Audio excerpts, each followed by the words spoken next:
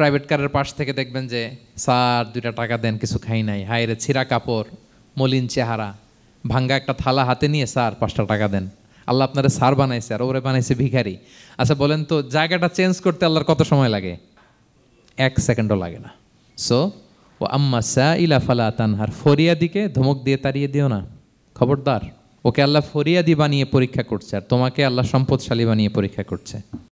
আসসালামু আলাইকুম ওয়া রাহমাতুল্লাহি ওয়া বারাকাতুহু।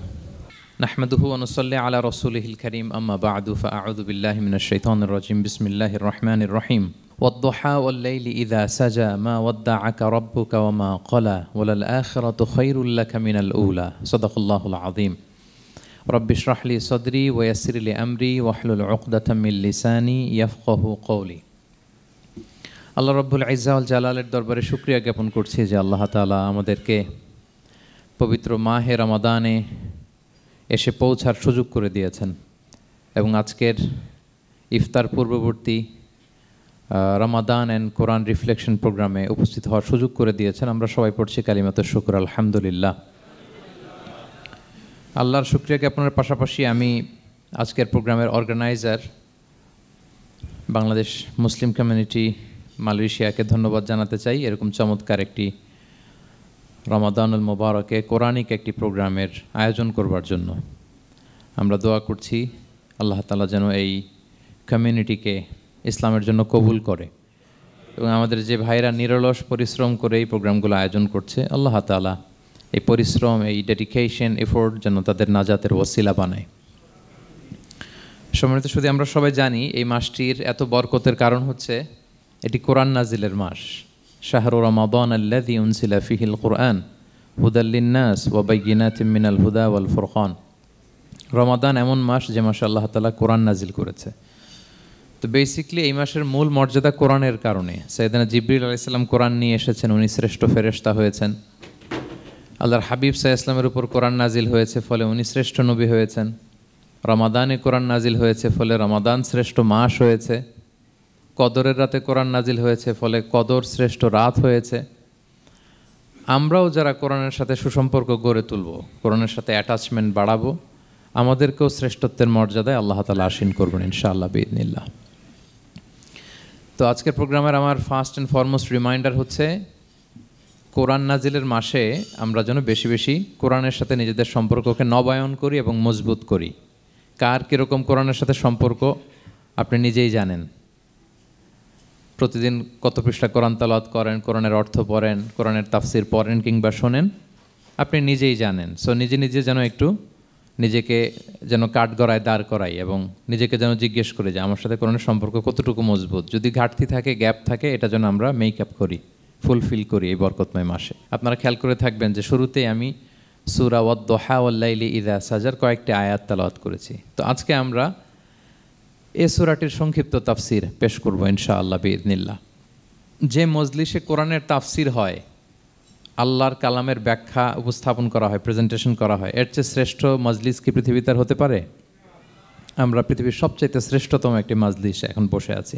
প্রিয় ভাই এবং বোনেরা, আমরা সূরা দোহার তাফসির শুনব। এই সূরাটা মুখস্থ আছে না অনেকের? কোরআনের যে সমস্ত সূরা আমাদের অনেকেরই মুখস্থ, তার মধ্যে এটা অন্যতম একটা সূরা। এবং দেখবেন যে ইমাম সাহেবরা প্রায় এই সূরা তেলাওয়াত করে। যে সমস্ত সূরা দিয়ে প্রায় নামাজ পড়া হয়, এর মধ্যে অন্যতম একটা সূরা হচ্ছে সূরাতুদ দোহা। মুআয ইবনে জাবাল রাদিয়াল্লাহু তাআলা আনহুকে আল্লাহ রাসূল সাল্লাল্লাহু আলাইহি ওয়াসাল্লাম একটা এলাকার ইমাম বানিয়ে পাঠিয়েছিলেন।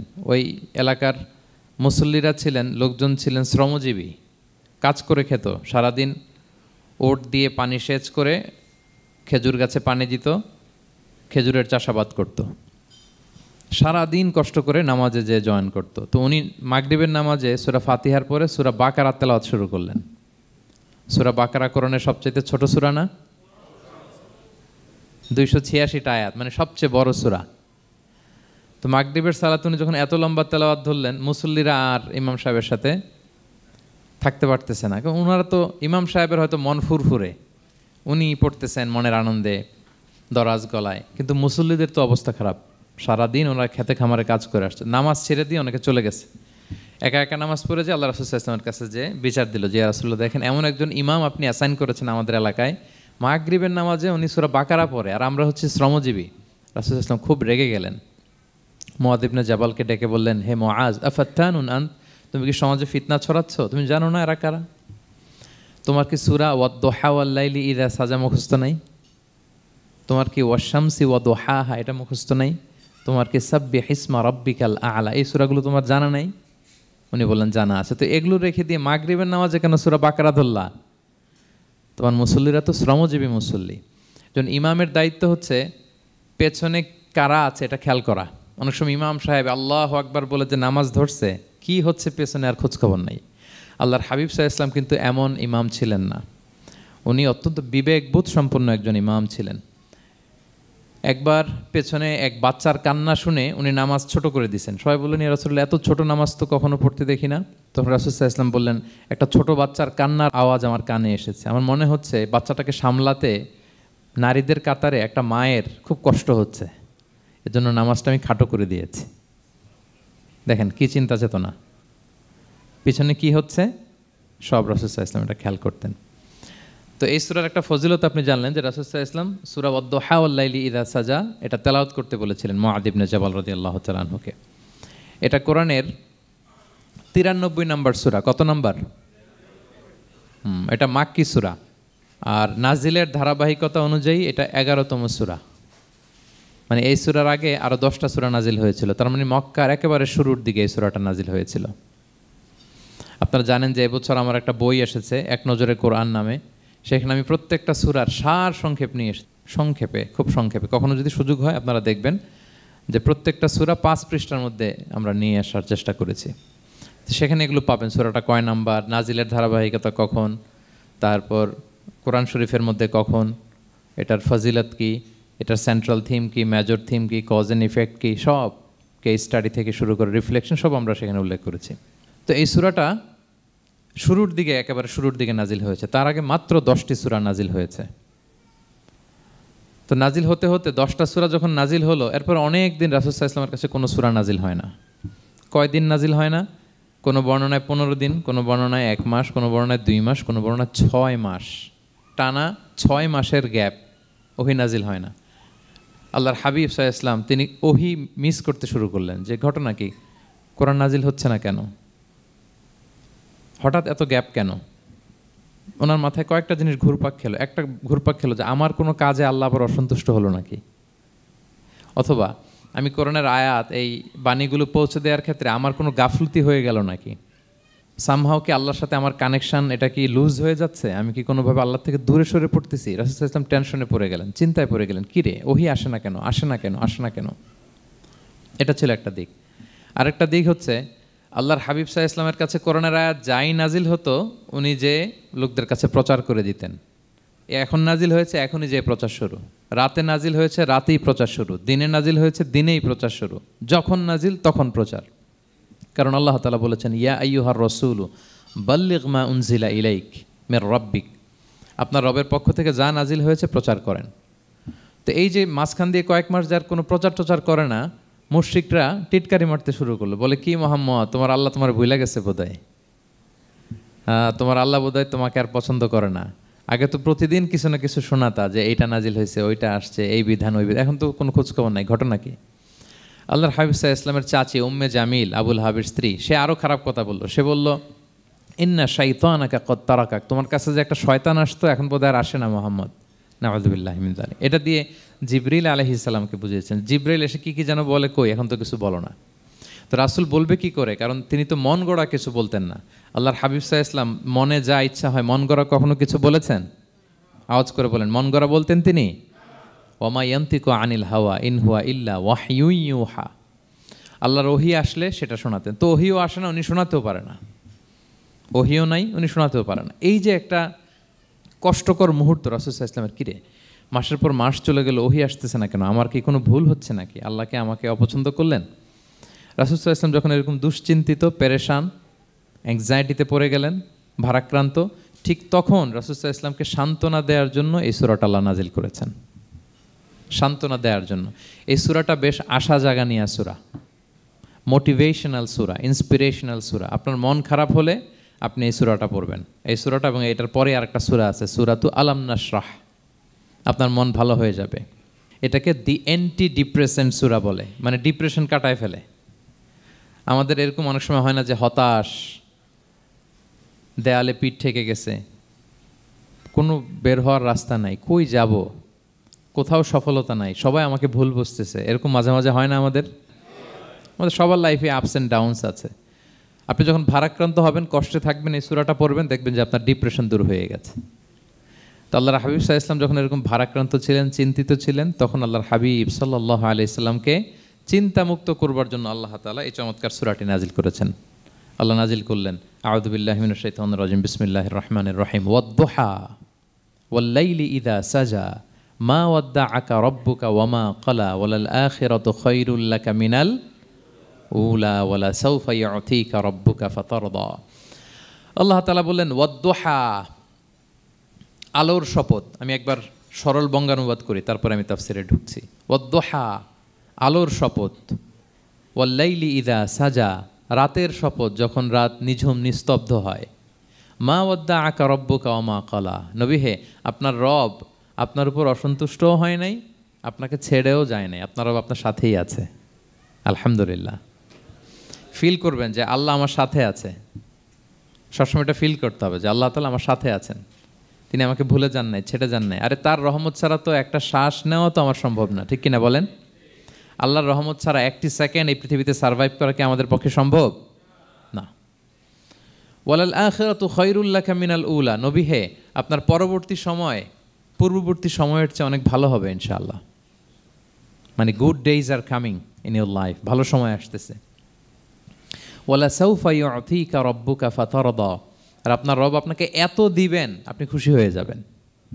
আপনার রব আপনাকে এত দিবেন আপনি নিয়ে কুলাতে পারবেন না। আলাম ইয়াজিদিকা ইয়াতীমান ফাআওয়া, নবী আপনি কি ইয়াতীম ছিলেন না?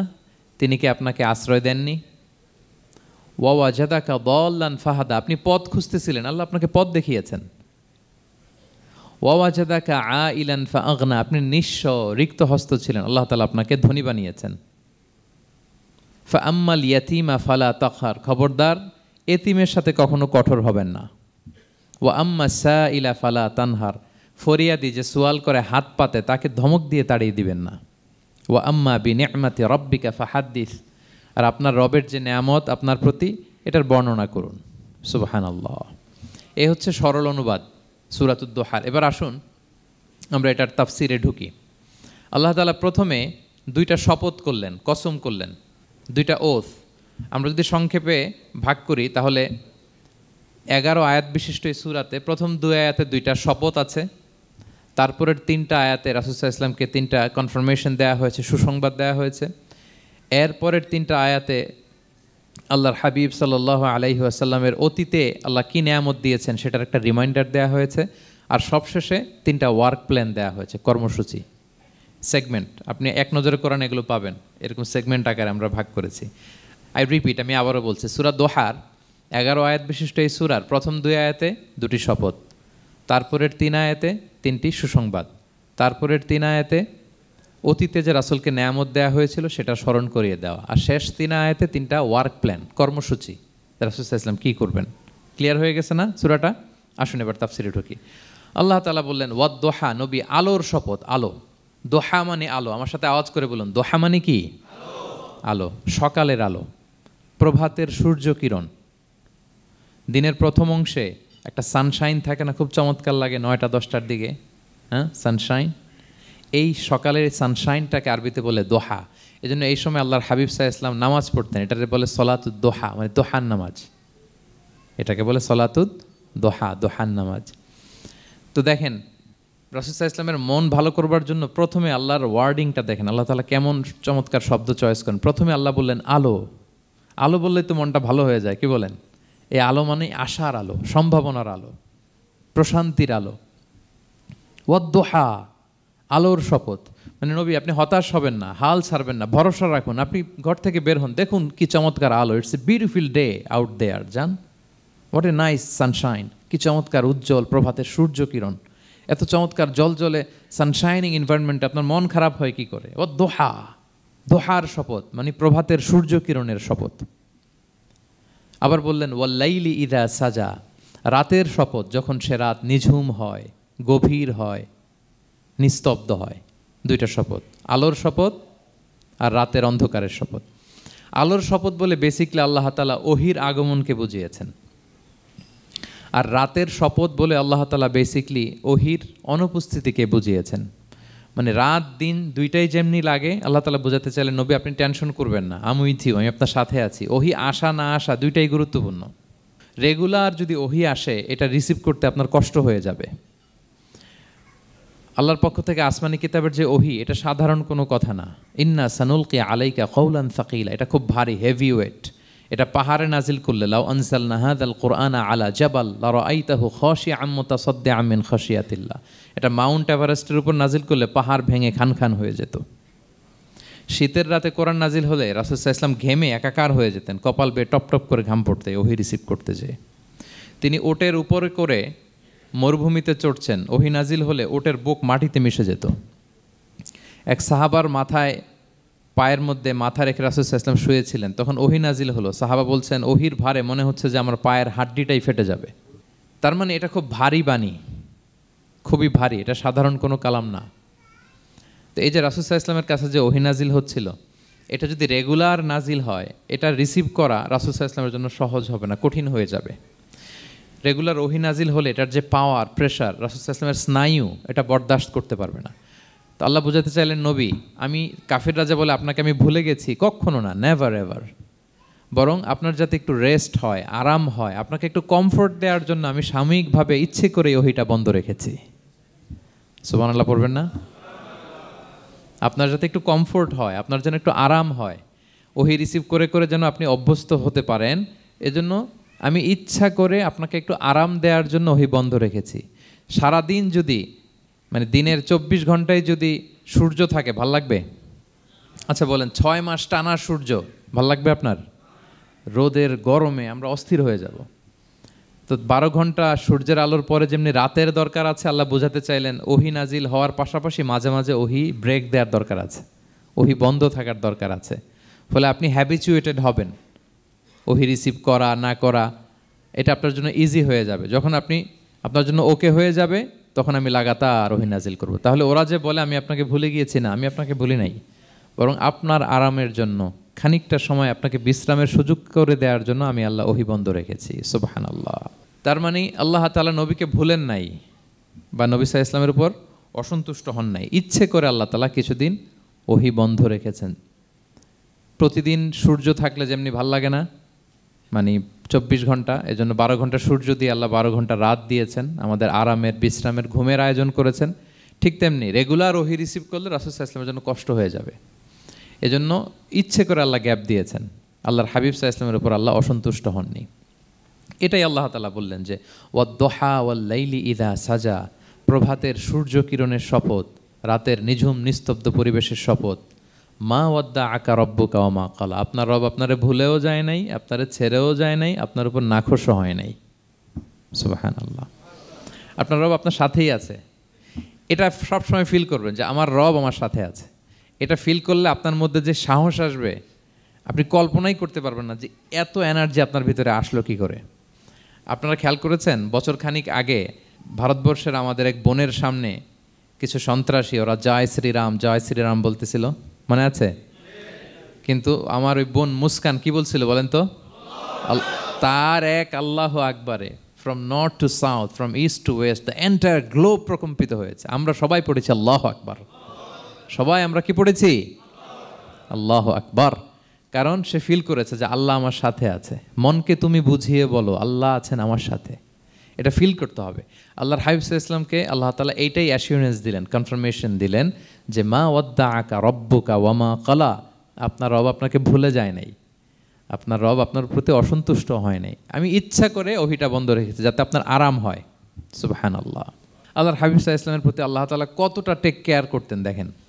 রেগুলার ওহি নাজিল হলে রাসূল সাল্লাল্লাহু আলাইহি ওয়াসাল্লামের কষ্ট হয়ে যাবে, এজন্য তিনি কিছুদিন ওহি বন্ধ রেখে রাসূল সাল্লাল্লাহু আলাইহি ওয়াসাল্লামকে বিশ্রামের ব্যবস্থা করে দিয়েছেন।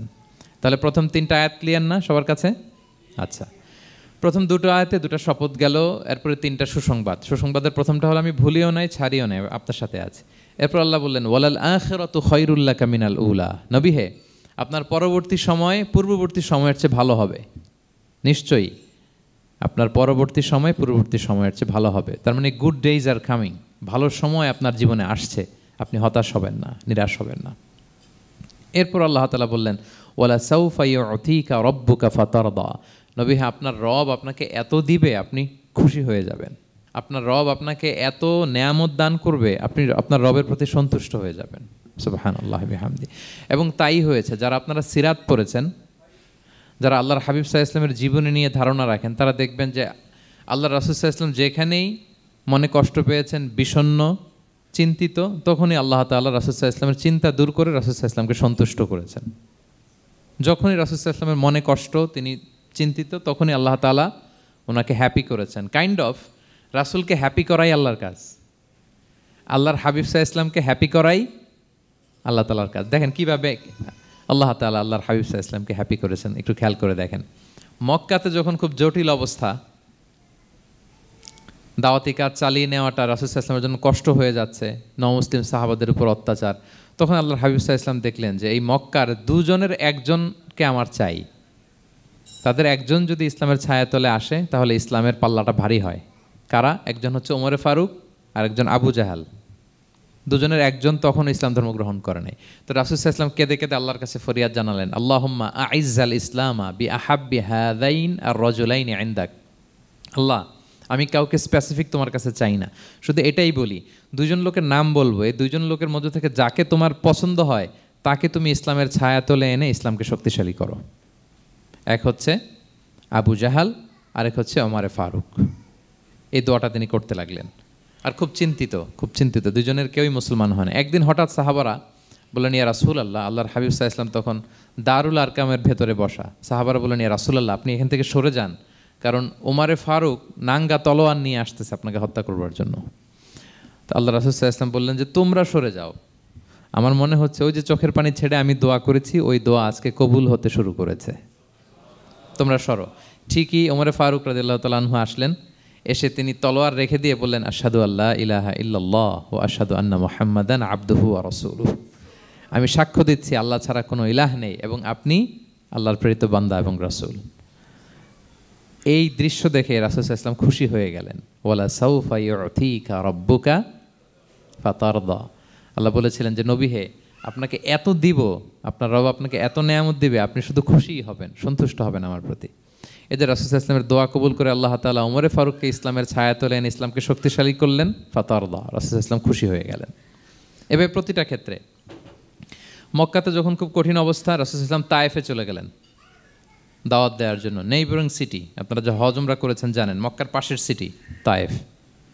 দাওয়াত দিলেন, দাওয়াত প্রত্যাখ্যান করলো তারা। শুধু তাই না, ফিজিক্যালি হ্যারেস করা হলো আল্লাহর হাবিব সাল্লাল্লাহু আলাইহি সাল্লামকে। রাসূল সাল্লাল্লাহু আলাইহি ওয়াসাল্লামের জামা ধরে, গা ধরে টানা হেঁচড়া করা হলো, পাথর মারা হলো, তিনি রক্তাক্ত হলেন। হামালাতুল জিবাল, পাহাড়রক্ষী ফেরেশতারা বলল, ইয়া রাসূলুল্লাহ, আপনি যদি আদেশ দেন তায়েফের দুই দিকের পাহাড় দিয়ে এমন চাপা দিব, পুরো তায়েফের জনপদ একেবারে ভ্যানিশ হয়ে যাবে। আল্লাহর হাবিব সাল্লাল্লাহু আলাইহি ওয়াসাল্লাম বললেন, না, আমি আশা করি তাদের পরবর্তী নেক্সট জেনারেশনের কেউ না কেউ পড়বে লা ইলাহা ইল্লাল্লাহ মুহাম্মাদুর রাসূলুল্লাহ। তাই হয়েছে। এখন তায়েফে যান, শুধু মসজিদ আর মসজিদ, মসজিদ আর মসজিদ। কি চমৎকার পরিবেশ! তায়েফে গেলে মনেই হবে না আরব দেশ। বৃষ্টি হয় প্রতিদিন, অনেক চাষাবাদ হয়, চমৎকার এলাকা, রাসূল সাল্লাল্লাহু আলাইহি ওয়াসাল্লামের দোয়ার বরকত। তো তায়েফবাসী দাওয়াত প্রত্যাখ্যান করলো। রাসূল সাল্লাল্লাহু আলাইহি ওয়াসাল্লাম গায়ের রক্ত পরিষ্কার করে নাখলা নামক খেজুরের বাগানে যায়েদ রাদিয়াল্লাহু তাআলা আনহুকে ফজরের নামাজ পড়তেছিলেন। আল্লাহর হাবিব সাল্লাল্লাহু আলাইহি ওয়াসাল্লাম যখন ফজরের সালাতে তেলাওয়াত করতে লাগলেন, একদল জিন পাশ দিয়ে যাচ্ছিল, তারা তাদের এলাকায় যেয়ে বলল, ইন্না সামি'না কুরআনান আজাবা ইয়াহদি ইলা রুশদি ফাআমান্না বিহি। জিনেরা আগে আকাশের উপরে ওঠে, ফেরেশতারা কি বলে চুরি করে শুনে আসতো। হঠাৎ জিনেরা আর উপরে যেতে পারে না, উপরে যেতে চাইলেই ফাআতবাআহু শিহাবুন সাকিব, আগুনের পাথর মারা হয়। ঘটনা কি? সব জিনেরা বৈঠক বসালো। ঘটনা কি? আগে কত তথ্য আগেই জেনে যেতাম, জেনে গণকদেরকে বলতাম, গণকরা আমাদেরকে ধন্যবাদ জানাইতো। তো এখন তো আসমানের সিকিউরিটি এত বেড়ে গেল কেন? কারণ কি? ওই যে শেষ নবী আসার কথা যে মনে হয় চলে আসছে, দেখো তো কোথায় আসছে উনি। খুঁজতে খুঁজতে খুঁজতে একদল ওই দিন ফজরের সময় আল্লাহর হাবিব সাল্লাল্লাহু আলাইহি ওয়াসাল্লাম রক্তাক্ত হয়ে ফজরের সালাত যখন পড়তেছেন, ওই কোরআন তেলাওয়াত শুনে তারা এলাকায় যেয়ে বলল যে ইন্না সামি'না কুরআনান আজাবা, এক আজীব কোরআন শুনে আসছি, ইয়াহদি ইলা রুশদি, এই কোরআন মানুষকে হেদায়েতের পথে নিয়ে যায়। ফা আমান্না বি, আমরা ঈমান এনে ফেললাম। সুবহানাল্লাহ পড়েন। তো রাসূল সাল্লাল্লাহু আলাইহি ওয়াসাল্লাম তো এটা জানেন না। আল্লাহ তাআলা জিবরাইল মারফত জানালেন যে হে নবী, আপনি এসেছিলেন ম্যানকাইন্ডকে দাওয়াত দিতে তায়েফের, তারা দাওয়াত গ্রহণ করে নাই, ম্যানকাইন্ড রিজেক্ট করেছে। কিন্তু আরেকটা জাতি আছে যাদেরকে আপনি দেখেন না, তাদেরকে বলে জিন কাইন্ড, মানে জিন জাতি। পুরো জিন জাতি কালিমা পড়ে মুসলমান হয়ে গিয়েছে নবী। বলা সাউফা ইউতিকা রাব্বুকা ফাতারদা, নবী আপনার রব আপনাকে এত নেয়ামত দিবেন আপনি খুশি হয়ে যাবেন। নবী সাল্লাল্লাহু আলাইহি ওয়াসাল্লাম ওইখানে আবার খুশি হয়ে গেলেন, রক্তাক্ত, ইনজুর্ড। কিন্তু যখন শুনলেন মানুষ জাতি তারা ঈমান আনে নাই, কিন্তু জিন জাতি তারা ঈমান এনেছে, আল্লাহর হাবিব সাল্লাল্লাহু আলাইহি ওয়াসাল্লাম আবার আনন্দিত হলেন। তাহলে আল্লাহর হাবিব সাল্লাল্লাহু আলাইহি সাল্লামকে আনন্দিত করাই হচ্ছে আল্লাহর কাজ, খুশি রাখাই হচ্ছে আল্লাহর কাজ। সুবহানাল্লাহি বিহামদি। আল্লাহর হাবিব সাল্লাল্লাহু আলাইহি সাল্লামের বয়স যখন 50 বছর, ওনার কাছের দুজন আত্মীয় মারা গেল। ওনার প্রিয়তমা স্ত্রী খাদিজা রাদিয়াল্লাহু তাআলা আনহা ইন্তেকাল করলেন, ওনার প্রিয় চাচা আবু তালেব ইন্তেকাল করলেন। দুজনই শেল্টার দিত, একজন ঘরে একজন বাইরে। আবু তালেবের কারণে কেউ রাসূল সাল্লাল্লাহু আলাইহি সাল্লামের গায়ে হাত তোলার সাহস পায় নাই। তো উনি যখন ইন্তেকাল করলেন, রাসূল সাল্লাল্লাহু আলাইহি সাল্লাম বিপদে পড়ে গেলেন।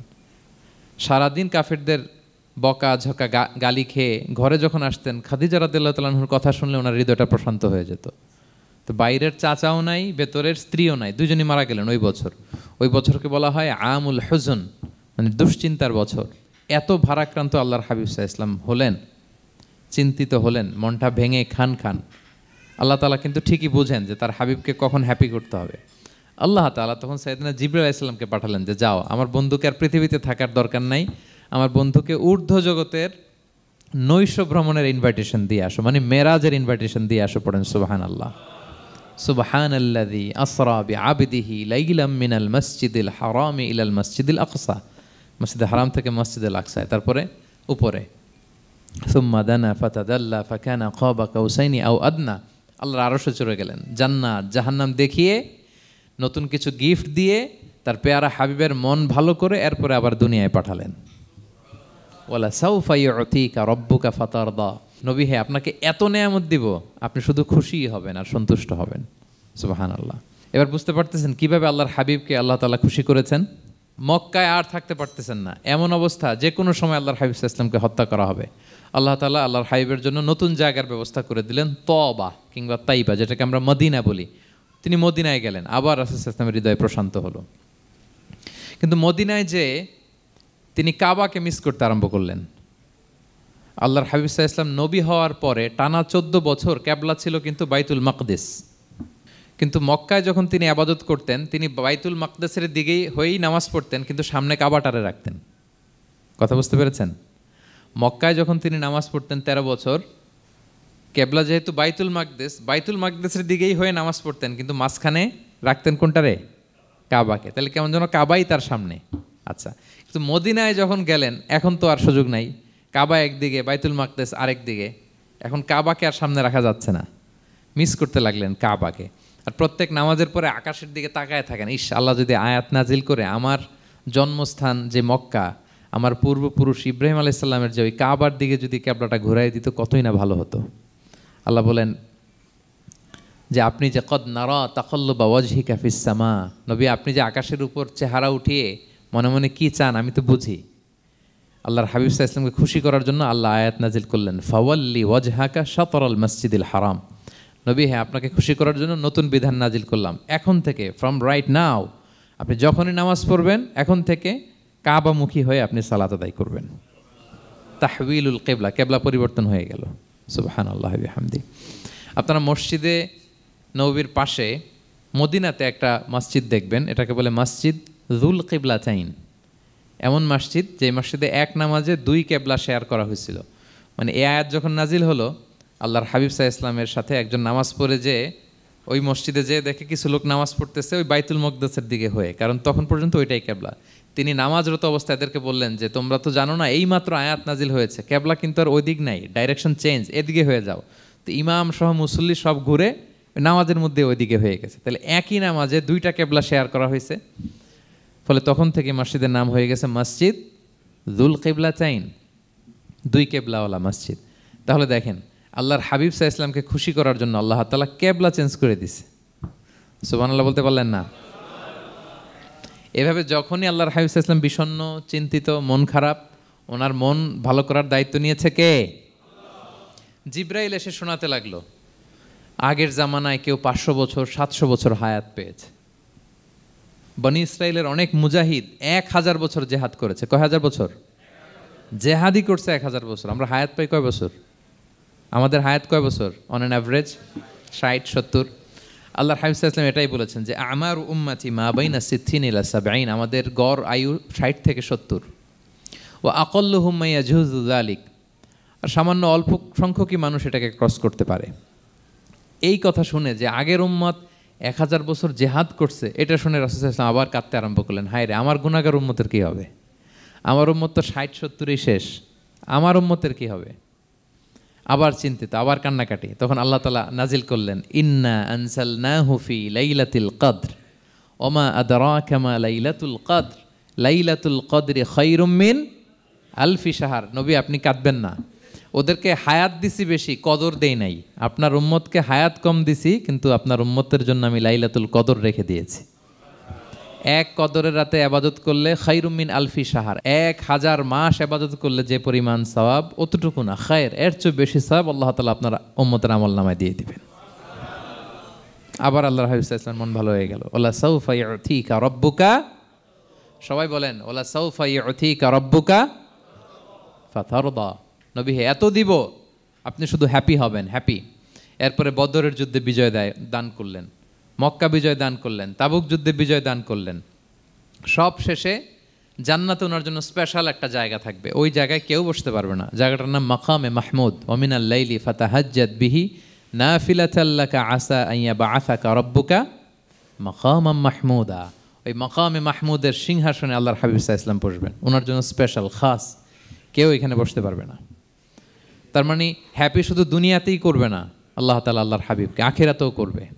আল্লাহর হাবিব সাল্লাল্লাহু আলাইহি ওয়াসাল্লামকে কাউসার দেয়া হবে, ইন্না আতাইনা কাল কাউসার। হে নবী আপনাকে কাউসার দিয়েছি, এমন হাউজে কাউসার যে হাউজে কাউসারের সামনে পান পেয়ালা, যেটা দিয়ে পানি নিয়ে আপনি উম্মতকে খাওয়াবেন, এটার সংখ্যা আকাশের তারা যত বেশি তার চেয়েও বেশি। হাউজে কাউসারের পানি এটা দুধের চেয়েও সাদা, বরফের চেয়েও ঠান্ডা, মধুর চেয়েও মিষ্টি। এক ঢোক যে খাবে চিরকালের জন্য তার গলা থেকে তৃষ্ণা মিটে যাবে। He will never ever be thirsty again. একবার খাইছে তো শেষ। পেতে চান সেটা আল্লাহর হাবিবের কাছ থেকে? আমরা পেতে চাই কি চাই না বলেন? ইন্না আতাইনা কাল কাউসার। নবী আপনাকে আমি কাউসার দিয়েছি। সব শেষে আল্লাহর হাবিব সাল্লাল্লাহু আলাইহি ওয়াসাল্লাম সুপারিশ করার অনুমতি পাবেন, যেদিন কেউ সুপারিশ করতে পারবে না। সবাই বলবে নফসি নফসি নফসি নফসি, থার থার করে কাঁপবে। এক একজন নবী, ইব্রাহিম আলাইহিস সালাম, ঈসা আলাইহিস সালাম, মূসা আলাইহিস সালাম, থার থার করে কাঁপবে। আর আল্লাহর হাবিব সাল্লাল্লাহু আলাইহি ওয়াসাল্লাম ওই মাকামে মাহমুদে সিংহাসন ফেলে দিয়ে সেজদায় শুধু কাঁদতে থাকবে, আর সেজদার মধ্যে বলবে উম্মতি উম্মতি উম্মতি উম্মতি। হে আল্লাহ আপনি আমার গুনাহগার উম্মতকে বাঁচান, আল্লাহ আপনি আমার গুনাহগার উম্মতকে বাঁচান, আল্লাহ আপনি আমার গুনাহগার উম্মতকে বাঁচান। আল্লাহ তাআলা এটা সহ্য করতে না পেরে জিবরাইল আলাইহিস সালামকে বলবেন যে ওয়াসআলহু মা ইউবকিক, জিবরাইল যাও জিজ্ঞেস করো তো আমার বন্ধু এত কাঁদে কেন, কি চায় জিজ্ঞেস করো। তো আল্লাহর হাবিব সাল্লাল্লাহু আলাইহি ওয়াসাল্লাম বলবেন আল্লাহুম্মা উম্মতি উম্মতি, আল্লাহ আমার উম্মতকে বাঁচান, আমার গুনাহগার উম্মতকে বাঁচান। আল্লাহ তাআলা এবার জিবরাইল মারফত বলবেন যে ইযহাব ইলা মুহাম্মদ সাল্লাল্লাহু আলাইহি ওয়াসাল্লাম, যাও মুহাম্মদের কাছে যাও, ওয়াকুল্লাহু, তাকে বলো দুনিয়াতে যেমনি কখনো কষ্ট পেতে দেই নাই, বারবার তাকে হ্যাপি করেছি, খুশি করেছি। ওয়া ইন্না সানুরদিকা ফি উম্মাতিকা ওয়ালা নাসুউক, আজকের এই কঠিন দিনেও আমার হাবিবকে আমি কষ্ট দিব না, তার উম্মতের ব্যাপারেও তাকে আমি খুশি করে দেব। তার গুনাহগার উম্মতের ব্যাপারেও আজকে মুহাম্মদ সাল্লাল্লাহু আলাইহি ওয়াসাল্লামকে আমি খুশি করে দেব। আল্লাহর হাবিব সাল্লাল্লাহু আলাইহি ওয়াসাল্লাম তখন সুপারিশ শুরু করবেন। আল্লাহু আকবার, আল্লাহু আকবার। ওয়ালা সাউফা ইউতিকা রাব্বুকা ফাতারদা। নবী হে আপনাকে এত নেয়ামত দিব আপনি নিয়ে কুলাতে পারবেন না। সব শেষে এই গুনাহগার উম্মতকে সুপারিশ করে জাহান্নাম থেকে নাম কাটিয়ে সবাইকে নিয়ে তিনি একটা ফ্ল্যাগ হাতে নিয়ে তিনি জান্নাতের দিকে ছুটবেন। ওই ফ্ল্যাগের মধ্যে লেখা থাকবে আলহামদু। কি লেখা থাকবে? মানে প্রশংসা, প্রশংসার পতাকা। নিজেও তো প্রশংসিত। মুহাম্মদ মানে কি জানেন? মুহাম্মদ মানে কি? প্রশংসিত। এই কারণে মুহাম্মদ সাল্লাল্লাহু আলাইহি ওয়াসাল্লামকে মক্কার লোকেরা গালি দিয়েও শান্তি পেত না। মানে যদি বলি এই প্রশংসিত লোকটা খারাপ, কথাটা হইল? প্রথমে আগে বলা লাগে কি? প্রশংসিত। মুহাম্মদ মানে কি? তো এই জন্য মক্কার লোকেরা রাসূল সাল্লাল্লাহু আলাইহি ওয়াসাল্লামকে মুহাম্মদ না বলে ডাকতো মুদাম্মাম, মানে নিন্দিত। তো মুদাম্মাম তো রাসূলের নাম না, রাসূল সাল্লাল্লাহু আলাইহি ওয়াসাল্লামের নাম কি? মুহাম্মদ, প্রশংসিত। এই জন্য গালি দিয়েও তারা মজা করতে পারতো না, সুবিধা করতে পারতো না। গালি দিলেও আগে প্রশংসা করে নেওয়া লাগতো। প্রথমে বলতো মুহাম্মদ পাগল, এরকম বলতো নাউযুবিল্লাহ, তার মানে প্রশংসিত লোকটা পাগল হইলো, এটা গালি হয়েছে? ঘুরে ফিরে তো প্রশংসাই হয়ে গেল। তো আল্লাহর হাবিব সাল্লাল্লাহু আলাইহি ওয়াসাল্লাম লিওয়াউল হামদ, প্রশংসার ফ্ল্যাগ নিয়ে বিশাল উম্মতকে নিয়ে জান্নাতে অভিমুখে যাবেন এবং জান্নাতের দরজায় হি উইল বি দা প্রথম নক করবেন উনি। তখন জান্নাতের রক্ষী ফেরেশতা বলবে মান আনতা, কে? আল্লাহর হাবিব সাল্লাল্লাহু আলাইহি ওয়াসাল্লাম বলবেন আনা মুহাম্মদ, আমি মুহাম্মদ। তো ফেরেশতা বলবে আমরা দাঁড়ায় আছি এজন্য আল্লাহ বলে দিয়েছেন মুহাম্মাদের আগে কাউকে যেন এন্ট্রি দেয়া না হয়, আপনার আগে যেন কারো জন্য জান্নাতের দরজা না খুলি, স্পেশাল উপর থেকে অর্ডার আছে। আপনি যেহেতু নক করেছেন, ওয়েলকাম, আসেন। পুরো উম্মাহ নিয়ে আল্লাহর হাবিব সাল্লাল্লাহু আলাইহি ওয়াসাল্লাম জান্নাতে ঢুকবেন। ওয়ালা সাউফা ইউতিকা রাব্বুকা ফাতারদা, নবী হে আপনাকে অচিরেই এত নেয়ামত দিব আপনি সন্তুষ্ট হয়ে যাবেন। প্রথম দুইটা শপথ গেল, এরপর তিনটা সুসংবাদ গেল। এরপর আল্লাহ তাআলা অতীতে যে নবীর পাশে ছিলেন, অতীতে যে বিভিন্ন নেয়ামত দিয়ে আল্লাহর হাবিব সাল্লাল্লাহু আলাইহি ওয়াসাল্লামকে আল্লাহ তাআলা ধন্য করেছেন, এগুলো রিমাইন্ডার দিচ্ছেন যে নবী আপনি কেন চিন্তিত হন, আমি আগেও ছিলাম আপনার সাথে, এখনও আছি, ভবিষ্যতেও থাকব। তিনি বললেন আলাম ইয়াজিদকা ইয়াতীমান ফাআওয়া, তিনি কি আপনাকে ইয়াতীম অবস্থায় পাননি, তিনি কি আপনাকে আশ্রয় দেননি? আপনারা জানেন আল্লাহর হাবিব সাল্লাল্লাহু আলাইহি ওয়াসাল্লাম যখন মায়ের পেটে, তখনই তার পিতা দুনিয়া থেকে ইন্তেকাল করেছেন। মায়ের পেটে তার বয়স হচ্ছে 6 মাস, দুনিয়াতে আসেননি আল্লাহর হাবিব সাল্লাল্লাহু আলাইহি ওয়াসাল্লাম রাহমাতাল লিল আলামিন। মায়ের পেটে থাকা অবস্থায় বাবা হারিয়েছেন, দুনিয়াতে আসলেন 6 বছর বয়সে, তিনি মাকে হারিয়েছেন। কয় বছর বয়সে? 6 বছর। তারপর মায়ের ইন্তেকালের পরে দাদার কাছে, আব্দুল মুত্তালিবের কাছে লালিত পালিত হতে লাগলেন। 8 বছর বয়সে দাদাও ইন্তেকাল করলেন। বাবা চলে গেলেন জন্মের আগে, মা চলে গেলেন 6 বছর মানে শিশু থাকতে, 8 বছর বয়সে তো শিশু, দাদাও চলে গেলেন।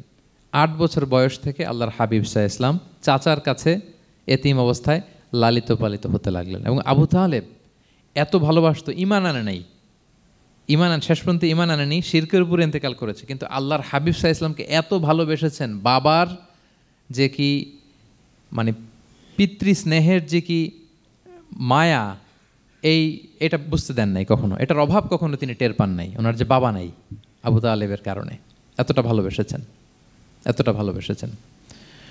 তার মানে কখনোই রাসূল সাল্লাল্লাহু আলাইহি ওয়াসাল্লামকে লালন পালন, রক্ষণাবেক্ষণ, টেক কেয়ারের কোনো গ্যাপ আল্লাহ তাআলা রাখেননি।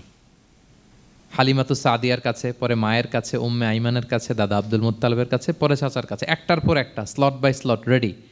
সেটাই স্মরণ করে দিলেন যে নবী এমন তো হয় নাই যে আপনাকে লালন পালনের জন্য কেউ ছিল না। আলাম ইয়াজিদকা ইয়াতীমান ফাআওয়া, আপনার রব কি আপনাকে ইয়াতীম অবস্থায় আশ্রয়ের ব্যবস্থা করে দেননি? মানে তখন তো আমি ছিলাম আপনার সাথে, কেউ ছিল না, তখন তো আমি ছিলাম। তো আপনারা তো ভয় কিসের? আপনি হতাশ হবেন না, নিরাশ হবেন না, হাল ছাড়বেন না আপনি। তাহলে প্রিয় ভাইরা, আল্লাহর হাবিব সাল্লাল্লাহু আলাইহি ওয়াসাল্লাম ইয়াতীম অবস্থায় পৃথিবীতে এসেছিলেন এবং এজন্য ইয়াতীমের সাথে ভালো আচরণ তিনি করতে বলতেন আল্লাহর হাবিব সাল্লাল্লাহু আলাইহি ওয়াসাল্লাম। যারা এতিমকে ভালোবাসে আল্লাহ তাদেরকে ভালোবাসে। এবং আল্লাহর হাবিব সাল্লাল্লাহু আলাইহি ওয়াসাল্লাম বলতেন আনা ওয়া কাফিলুল ইয়াতীমি ফিল জান্নাতি কাহাতাইন, আমি এবং এতিমের রক্ষণাবেক্ষণকারী এইভাবে প্রতিবেশীর মতো জান্নাতে থাকব। এই 2 আঙ্গুলের মাঝে যেমনি গ্যাপ নাই, আমার আর এতিমের রক্ষণাবেক্ষণকারী তার বাড়ির মাঝখানে কোনো গ্যাপ থাকবে না জান্নাতে। We will be neighbour in paradise, জান্নাতে এরকম আমরা কাছাকাছি থাকবো। আল্লাহু আকবার পড়েন। তাহলে এতিমের রক্ষণাবেক্ষণকারীকে আল্লাহ তাআলা ভালোবাসেন। যারা এতিমকে পছন্দ করে না, এতিমকে তাড়িয়ে দেয়, তাদেরকে আল্লাহ পছন্দ করেন। আল্লাহ তাআলা বলেন আরাআইতাল্লাযী ইউকাযযিবু বিদ্দীন ফাযালিকাল্লাযী ইয়াদুউল ইয়াতীম, যারা আখিরাতকে অবিশ্বাস করে তারাই এতিমকে ঘাড় ধাক্কা দিয়ে তাড়িয়ে দেয়। কোনো বিশ্বাসী কখনো এতিমের সাথে খারাপ আচরণ করে না। আপনাদের যাদের মন শক্ত, অনেকের চোখ দিয়ে পানি নামে না। আমার এক আত্মীয় আছে খুব আল্লাহওয়ালা, আমার জীবনে এত আল্লাহওয়ালা আমি দেখি নাই, কিন্তু ওনার চোখ দিয়ে পানি নামে না। বারবার এসে আমারে বলে যে মিজান কি করবো বলো, তুমি একটু মোনাজাত ধরো। আমার মনে আছে আমি ওনাকে নিয়ে মোনাজাত ধরতাম, তো ওনার কান্না আসে না চোখ দিয়ে। এত আল্লাহওয়ালা, খুব ভালো মানুষ, কিন্তু চোখ দিয়ে পানি নামে না। এটা অনেকের হয়, নানা কারণে হয়। তো আল্লাহর হাবিব সাল্লাল্লাহু আলাইহি ওয়াসাল্লাম বলেছেন কারো যদি চোখ দিয়ে পানি না নামে বা হৃদয় নরম না হয়, তারা যেন এতিমের মাথায় হাত বুলিয়ে দেয়।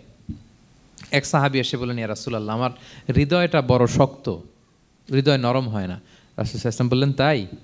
আচ্ছা, আতুহিব্বু আন ইয়ালিনা কলবুক, তুমি কি চাও তোমার হৃদয় নরম হোক, ওয়া তুদরাকা হাজাতুক, এবং তোমার আশা পূরণ হোক? তিনি বললেন, হ্যাঁ। তখন রাসূল সাল্লাল্লাহু আলাইহি ওয়াসাল্লাম বললেন, ইরহামিল ইয়াতীম, এতিমের উপর রহম করো।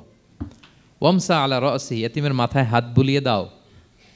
ওয়া আতইমহু মিন তুআমিক, তোমার খাবার এতিমকে খাওয়াও। তালিনু কলবুক, তোমার অন্তর নরম হবে। তুদরাকা হাজাতুক, তোমার ইচ্ছা পূরণ হবে। তাহলে হৃদয় যদি শক্ত থাকে, কার মাথায় হাত বুলাবেন? বুলাইছেন কখনো? হ্যাঁ, বুলিয়েছেন? খুঁজে খুঁজে হাত বুলাবেন। বাংলাদেশে তো অনেক অরফেনেজ আছে, অনাথ আশ্রম, ওখানে যাবেন। সুযোগ হলে একদিন যে একটু লাঞ্চ করলেন ওদের সাথে বসে, ডিনার করলেন, একসাথে খেলেন, ওদের মাথায় হাত বুলিয়ে দিলেন, সাধ্যমতো কিছু উপহার হাতে তুলে দিলেন, আপনার ইচ্ছা পূরণ হবে আর আপনার হৃদয় নরম হবে ইনশাআল্লাহ। আর এতিমকে আদর করা মানে নবী সাল্লাল্লাহু আলাইহি ওয়াসাল্লামের প্রতি ভালোবাসা দেখানো, কারণ আমার নবী এতিম হয়ে বড় হয়েছেন। এতিমের প্রতি ভালোবাসা প্রকারান্তরে নবী সাল্লাল্লাহু আলাইহি ওয়াসাল্লামের প্রতি ভালোবাসা দেখানো হয়, কারণ আমার নবী এতিম হয়ে বড় হয়েছেন। সুবহানাল্লাহ। কিন্তু তার বিপরীতে আমরা সমাজে কি দেখি? এতিমের মাথায় হাত বুলানো তো দূরের কথা, এতিমের সম্পদও খেয়ে ফেলে অনেকে। হ্যাঁ, এরকম আছে না? হ্যাঁ, এতিমের সম্পদ দেদারসে গিলতেছে। কি যে আমাদের চিন্তাধারা! দেখবেন, যে লোকটা এতিমের সম্পদ গিলে, ওরা রোজা অবস্থায় এক ঢোক পানি গিলাতে পারবেন কিনা দেখেন। যে বলেন একটু পানি খান তো, যে খাবে না কেন? হারাম। তো ওই হারাম কিন্তু গিলতেছে ইচ্ছা মতো। রোজা অবস্থায় এক ফোঁটা আপনি পানি গিলাতে পারবেন না, এরে কেন? হারাম। কিন্তু ওইদিকে ভাতিজার সম্পদ গিলতেছে দেদারসে। আল্লাহ বলেন, এটা ভাতিজার সম্পদ না, এটা তুমি জাহান্নামের আগুন পেটে ঢুকাচ্ছ। জাহান্নামের আগুন। ইন্নাল্লাযীনা ইয়াকুলুনা আমওয়ালাল ইয়াতামা যুলমান ইন্নামা ইয়াকুলুনা ফি বুতুনিহিম নারা ওয়া সায়াসলাউনা সাঈরা। যারা এতিমের সম্পদ খায়, এটা সম্পদ না, এটা জাহান্নামের আগুন তুমি পেটে ঢুকাচ্ছ। সো এতিমের প্রতি যেন আমরা নমনীয় হই, তাদের মাথায় হাত বুলাই, তাদের জন্য খরচ করি, তাদের প্রতি যেন আমরা দয়াদ্র হই, কারণ আমার নবী এতিম অবস্থায় বড় হয়েছেন। তাহলে নবী সাল্লাল্লাহু আলাইহি ওয়াসাল্লামকে এটা স্মরণ করে দিলেন, নবী আপনি তো এতিম ছিলেন, আমি তো আপনাকে রক্ষণাবেক্ষণের ব্যবস্থা করছি। আর কি করেছি? ওয়াজাদাকা দাল্লান ফাহাদা, নবী আপনাকে আমি এমন অবস্থায় পেয়েছি, আপনি পথ খুঁজতেছিলেন, আমি আপনাকে পথ দেখিয়েছি। You are searching the right path and I guided you to the right sense of direction. আপনি পথ খুঁজতেছিলেন, আমি পথ দেখাইছি।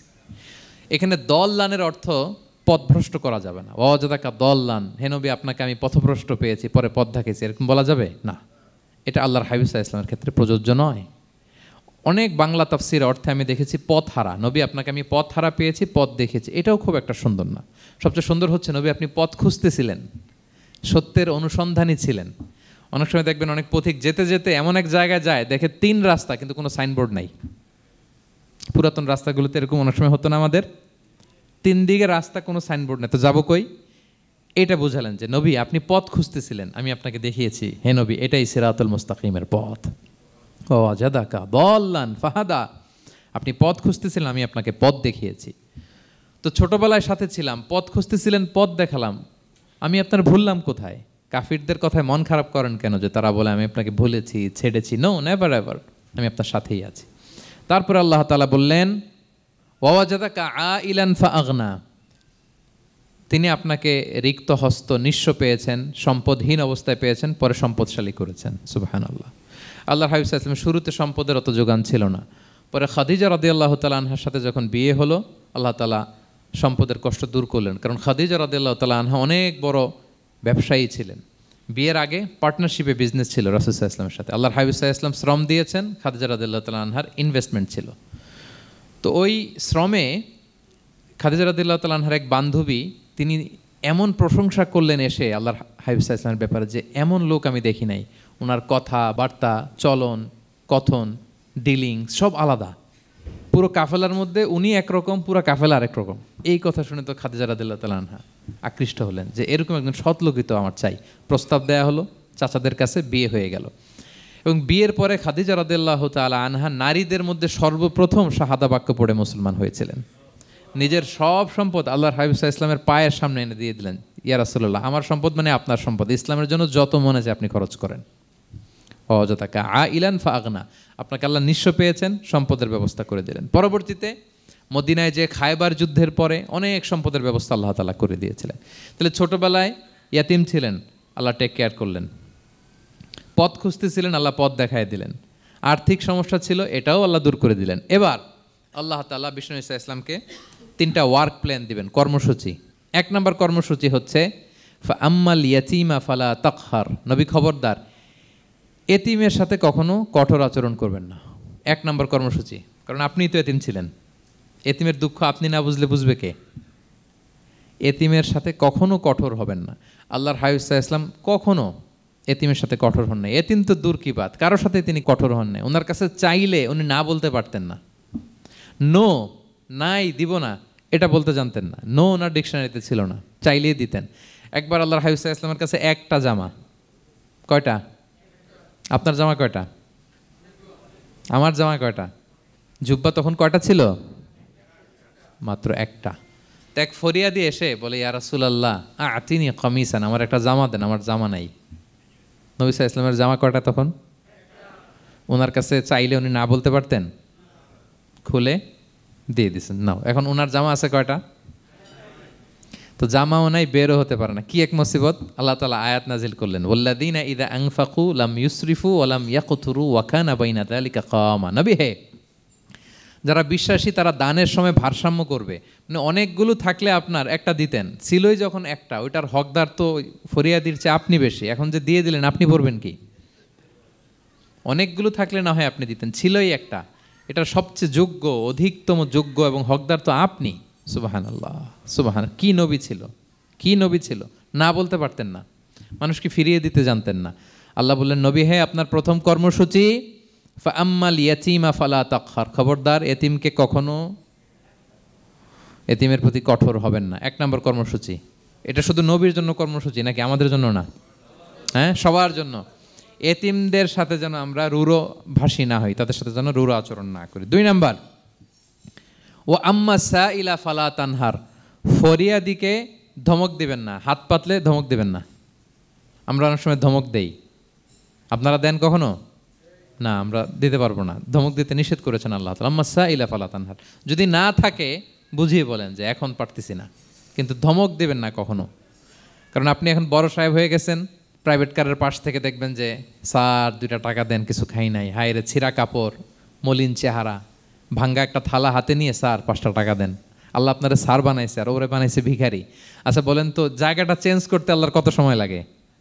ওরে ভিতরে বসায় স্যার বানাবে আর আপনারে ভাঙ্গা একটা থালা দিয়ে এরকম ওই যে টোল টোল যেখানে নেয় ওখানে দাঁড় করাবে। বলেন আল্লাহর কয় সেকেন্ড লাগবে? লাগবে? লাগবে? 1 সেকেন্ডও লাগে না। সো ও আম্মা সাইলা ফালা তানহার। ফরিয়াদিকে ধমক দিয়ে তাড়িয়ে দিও না, খবরদার। ওকে আল্লাহ ফরিয়াদি বানিয়ে পরীক্ষা করছে, আর তোমাকে আল্লাহ সম্পদশালী বানিয়ে পরীক্ষা করছে। তাহলে 1 নম্বর কর্মসূচি ছিল এতিমের সাথে রূঢ়ভাষী হবেন না। 2 নম্বর হচ্ছে ফরিয়াদিকে ধমক দিবেন না। 3 নম্বর, ও আম্মা বিনিআমাতি রাব্বিকা ফাহাদ্দিস। আল্লাহ তাআলা আপনাকে যে নেয়ামত দিয়েছে, এই নেয়ামতের আপনি কি করেন? বর্ণনা করেন। ও আম্মা বিনিআমাতি রাব্বিকা ফাহাদ্দিস। আল্লাহ নেয়ামতের বর্ণনা করেন, শুকরিয়া করেন। কারণ আল্লাহ তাআলা আমাদের অনেককে ইয়াতিম বানায় নাই, আমাদেরকে ফরিয়াদি বানায় নাই। আমরা অনেকেই আছি, আমরা এখনও ইয়াতিম না। আমার আব্বা আম্মা এখনও বেঁচে আছেন, আমাদের অনেকের আব্বা আম্মা বেঁচে আছেন। ইয়াতিম মূলত ছোট অবস্থায় যদি বাবা মারা যায় তাকে আরবিতে ইয়াতিম বলে।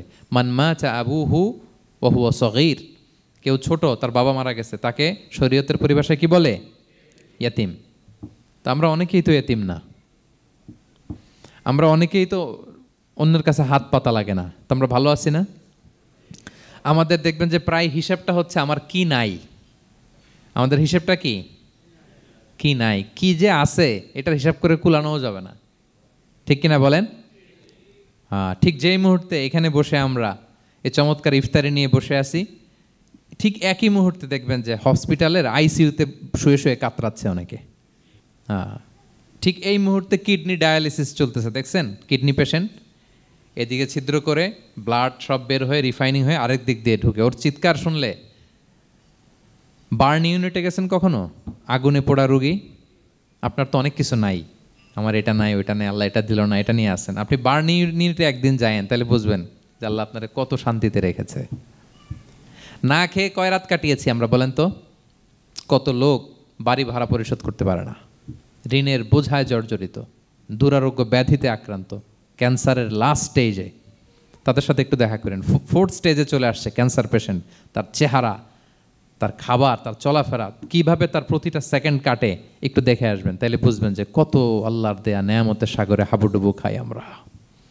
এই জন্য আল্লাহ বলেছেন 3 নম্বর কর্মসূচি হচ্ছে ওয়া আম্মা বিনি'মাতি রাব্বিকা ফাহাদ্দিস, আল্লাহ নেয়ামতের শুকরগুজার হও। আল্লাহ যে নেয়ামত দিয়েছে এই নেয়ামত তুমি বর্ণনা করো। অনেকে আছে আল্লাহ নেয়ামত দিলে ওটা প্রকাশ করতে চায় না, এটা আল্লাহ পছন্দ করে না। মানে আপনি যদি অনেক সম্পদশালী হন, আপনি সুন্দর পরিচ্ছন্ন জামা পরবেন, মানুষকে দান করবেন, আপনার বাড়ি ঘর সুন্দর হবে, এটা নিষেধ নয়, এটা ভালো। আপনি আল্লাহর দেয়া নেয়ামত ব্যবহার করতে পারবেন এবং বলতেও পারবেন, কিন্তু শুকরান লা ফখরান, শুকরিয়া স্বরূপ বলবেন, ফখর করে অহংকার করে না।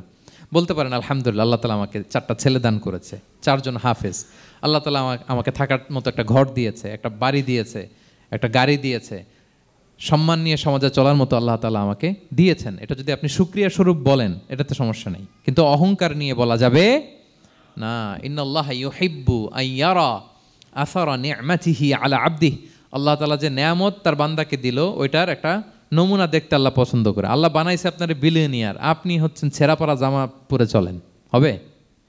বানাইছে আল্লাহ তালা আপনাকে অনেক সম্পদশালী, আপনার চলা ফেরা কোনো রুচিই নাই, এটা হইল না। আল্লাহ চায় যে তোমার যে নেয়ামত দিছে এটার একটা নমুনা তোমার মধ্যে থাক, এটাও শুকরগুজার হওয়ার একটা আলামত।